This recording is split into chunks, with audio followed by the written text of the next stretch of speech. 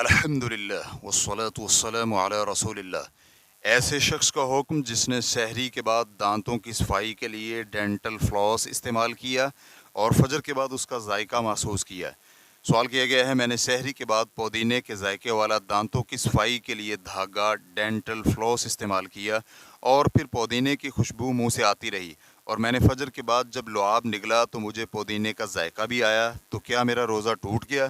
الجواب بعون اللہ سبحانہ و تعالی۔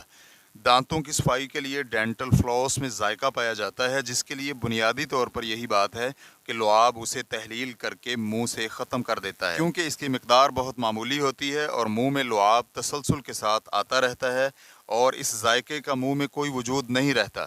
لہٰذا اگر کوئی مسلمان اسے فجر سے پہلے استعمال کرے اور فجر کے بعد اس کا ذائقہ منہ میں رہ جائے تو کوئی حرج نہیں ہے۔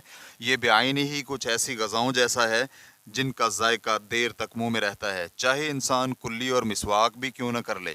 مثلاً عربی قہوے کا ذائقہ، تو روزے کی حالت میں اس کے ذائقے سے کچھ نہیں ہوگا، کیونکہ اس کے ذائقے سے بچنا مشکل ہے، اور جس سے روزے کی حالت میں بچنا مشکل ہو تو اس سے روزہ نہیں ٹوٹتا، چاہے اس کا وجود بھی ہو۔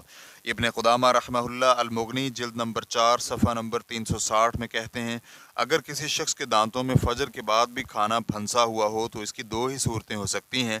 پہلی یہ کہ نہایت معمولی سا ہو کہ جسے تھوکنا بھی ممکن نہ ہو، تو اس نے فوری طور پر اسے نگل لیا تو اس سے روزہ نہیں ٹوٹے گا، کیونکہ اس سے بچنا ہی ممکن نہیں تھا۔ تو یہ بالکل ایسا ہی ہے جیسے انسان کا اپنا لعاب ہے۔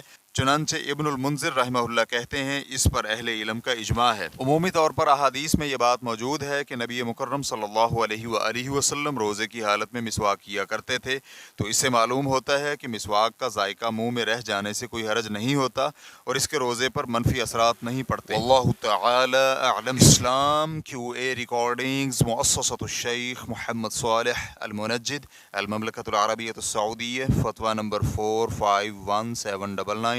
والسلام علیکم ورحمۃ اللہ وبرکاتہ۔